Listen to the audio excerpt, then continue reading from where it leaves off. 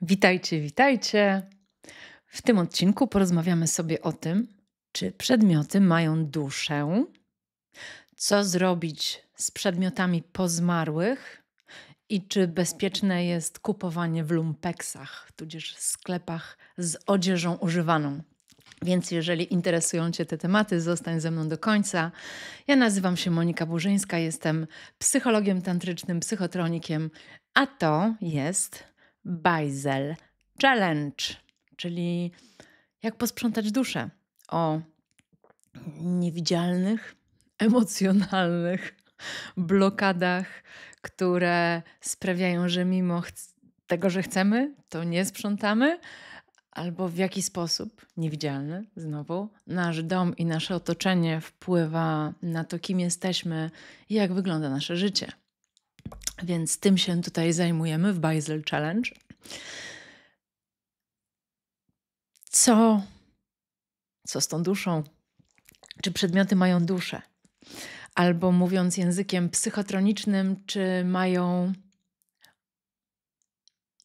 pole energoinformacyjne? Żeby dobrze Wam to wyjaśnić, bo każdy przedmiot, który istnieje, każda rzecz, każdy atom ma pole energoinformacyjne. Co to jest pole energoinformacyjne? No, taka niewidzialna. W obecnych czasach jest to bardzo łatwo zrozumieć, dlatego że my większość informacji teraz przechowujemy w tak zwanej chmurze, tak? W cloudzie.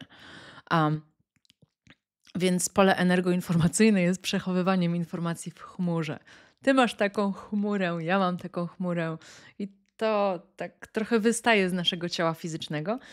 I dokładnie tak samo jest z przedmiotami tak zwanymi martwymi w makroskali, w mikroskali, czyli cały przedmiot ma pole energoinformacyjne, ale i dane jego części mają pole energoinformacyjne. Tak samo jest z tobą i z narządami.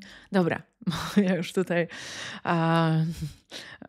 odpaliła mi się zupełnie nie ta gałąź wiedzy, o której chciałam mówić, a chciałam powiedzieć, co się składa tak naprawdę na te pole energoinformacyjne przedmiotu. Czyli co tworzy duszę przedmiotu. Bo ja jako psychotronik absolutnie wiem, że dusza przedmiotu istnieje. No, można tak powiedzieć, że, że dusza nie jest to oczywiście taka sama dusza, jak ma człowiek, albo jak ma zwierzę, albo nawet jak ma roślina, ale absolutnie jest to pewna forma pola energoinformacyjnego. Więc zacznijmy od początku. Kiedy przedmiot się rodzi, kiedyś były wykonywane ręcznie, teraz nawet jeżeli powstaje taki przedmiot na taśmie produkcyjnej, to nastrój osoby, która będzie, myśli osoby, nastrój osoby, pole energoinformacyjne osoby, która robi dany przedmiot, tak samo jest z gotowaniem, od razu Wam powiem, która robi dany przedmiot, od razu wpływa na na jakby ten zapach, tak jak można powiedzieć, na ten vibe, na energię, która potem będzie zapisana w polu energoinformacyjnym przedmiotu. Kiedyś spotkałam się z taką relacją chłopca, który miał takie super sensualne zdolności, tak można powiedzieć, był super sensem i potrafił właśnie widzieć te pole energoinformacyjne przedmiotu. On mówił, że w trakcie, kiedy się tworzy przedmiot, to powstaje taki balonik. I on dokładnie opisał pole energoinformacyjne.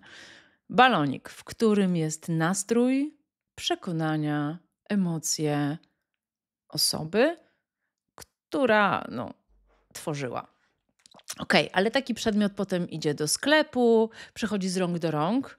Tak, owszem, jeszcze zależy jak tam długo sobie leżakował w magazynie i tak dalej, ale każda z tych przestrzeni, każde z tych rąk, przez które przedmiot przejdzie, dodaje coś swojej energii. Ale już przejdźmy do tego momentu, kiedy przedmiot trafia do ostatecznego właściciela. W pewnym sensie ostatecznego, ale do ciebie.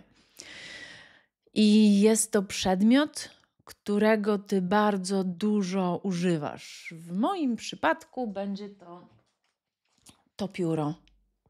Uwielbiam pisać piórami wiecznymi i tym piórem piszę bardzo dużo. Piszę wszystkie wykłady, notatki. W ogóle nie jestem pod tym względem digital person. Nie robię swoich notatek cyfrowo, tylko analogicznie z dobrym piórem. I przez to, że go bardzo dużo używam i ono jakby przesiąka literalnie, ono przesiąka moją energię. Przedmioty, których bardzo dużo używacie, a nawet w ogóle, znaczy te, których używacie najwięcej, nasiąkają w swoim polu energoinformacyjnym waszą duszą. Tu już literalnie waszą duszą nasiąkają. A ubrania, które nosicie, przedmioty właśnie codziennego użytku, ale te przedmioty, które są dookoła was, książki, rzeczy, które wypełniają waszą chałupę, one również przesiąkają waszym polem, waszymi nastrojami, waszym stanem zdrowia psychicznego, fizycznego, każdego, jakiegokolwiek. I przedmioty, cały dom, przestrzeń przesiąka tobą. Te pole energoinformacyjne przedmiotu wypełnia się twoją wibracją, twoim zapachem,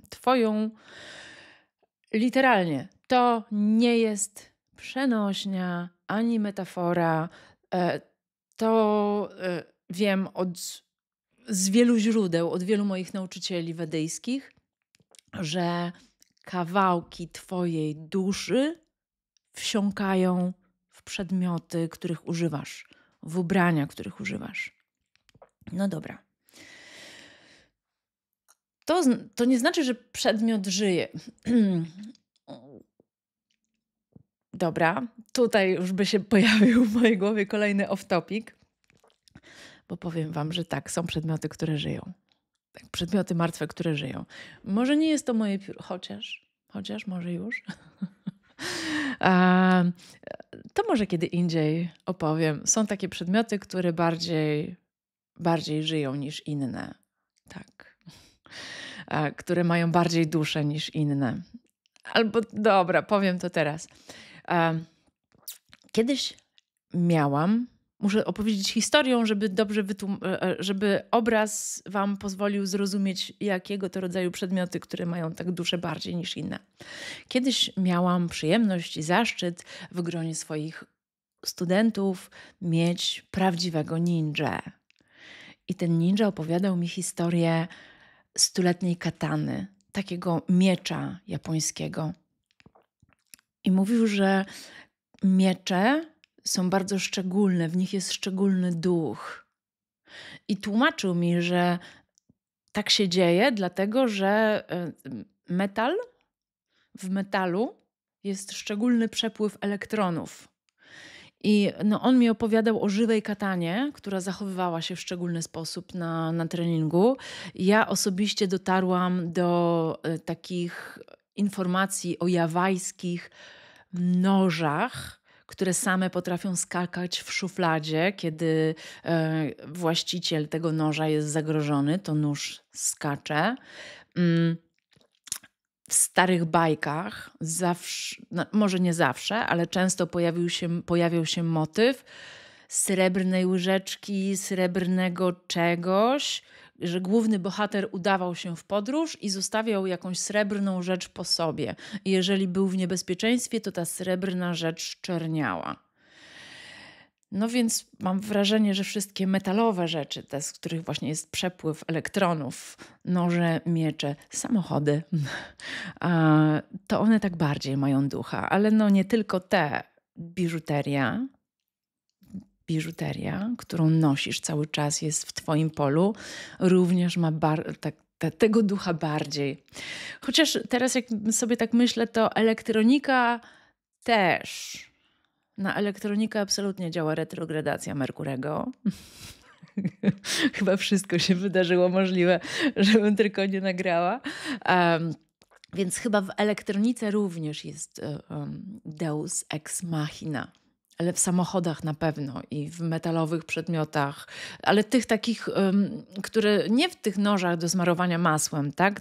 To musi być naprawdę twój nóż albo twój miecz, taki, gdzie tam dusza zawędrowała. Okej. Więc już powiedziałam, więc podejrzewam, że domyślacie się, w jakiej nucie będzie dalsza część tego odcinka, bo mamy jeszcze porozmawiać o 2 rzeczach, czyli o rzeczach pozmarłych, co robić z takimi rzeczami i czy bezpiecznie jest kupować w lumpeksie, czyli co robić z rzeczami używanymi. Najpierw rzeczy pozmarłych.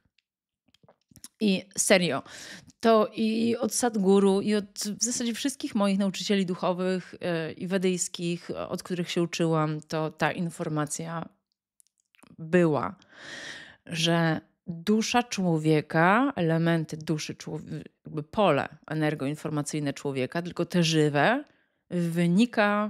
przesiąka przestrzeń. Pawlikowska kiedyś napisała: jestem przesiąknięta miłością jak gąbka oceanem. Taki piękny, chyba to Pawlikowskiej wiersz. Więc tak jak Pawlikowska se nasiąkała miłością jak gąbka oceanem, to nasze przedmioty nasiąkają nami. Nasiąkają naszą duszą.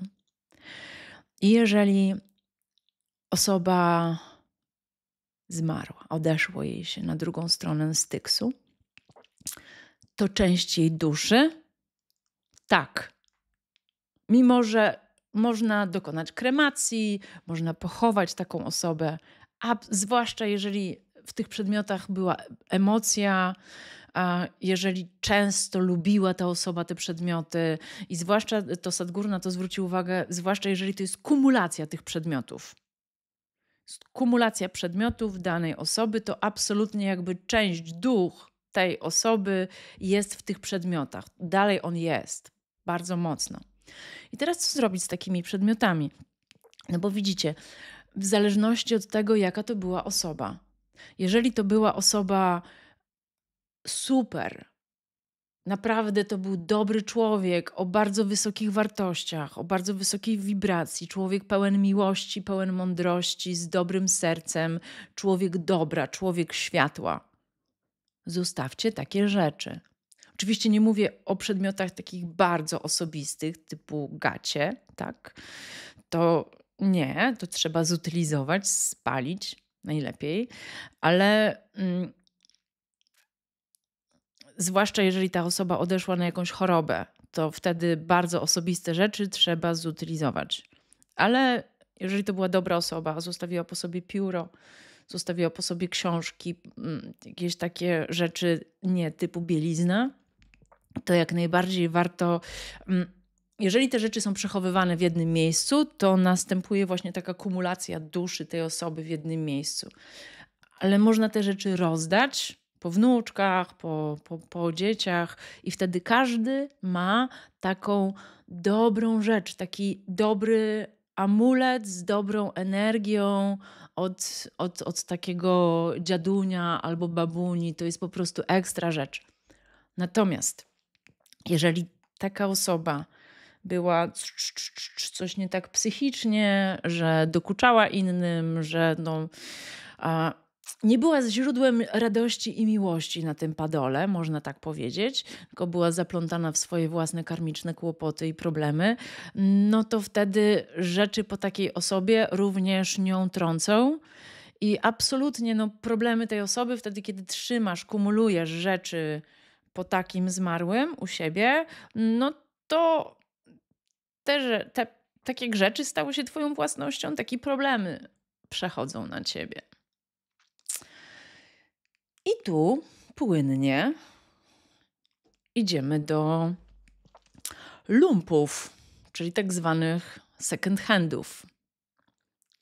Albo mówiąc bardziej kulturalnie, sklepów z odzieżą używaną. No i to jest rosyjska ruletka, biorąc pod uwagę fakty, które wspomniałam przed chwilą. Ponieważ w takim lumpie mogą trafić się rzeczy po super osobie. Takiej super szczęśliwej, bogatej, niosącej radość. I wtedy rzecz po takim kimś będzie cię wspierać. I absolutnie będzie ci dodawać energii, będzie fajnie. Ale jeżeli tam się trafi rzecz, przedmiot, który oddała osoba, która chorowała onkologicznie albo psychicznie, nie chcesz tak bardzo straszyć, tak? No bo jest trend, że ma być recycling. Więc ja znalazłam na to obejście. Wśród swoich kręgów znajomych tworzymy kręgi ludzi, których znamy, jakby psychicznie i fizycznie i wiemy, od kogo są te ubrania. I te ubrania krążą wtedy w kręgu przyjaciół i na przykład część moich przyjaciół bardzo, bardzo chce po mnie ubrania. I moje problemy psychiczne malutkie nie są dla nich wielkim wyzwaniem. Za to energii chcą doświadczyć i że wtedy będą mogli. A ja jak wiem, że to jest po fajnej osobie, kochającej osobie, to ja też taki sweterek przytulę i jest mi wszystko okej wtedy. Więc rozumiecie zasadę.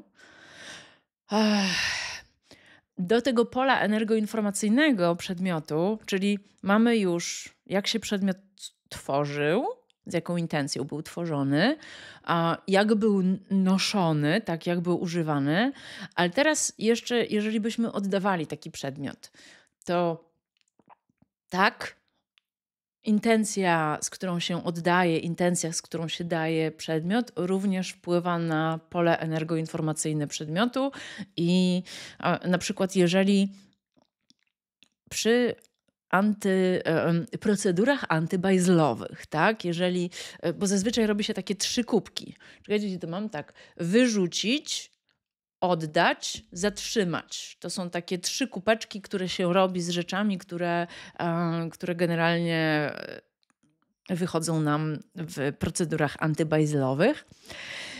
I na tą kubeczkę oddać.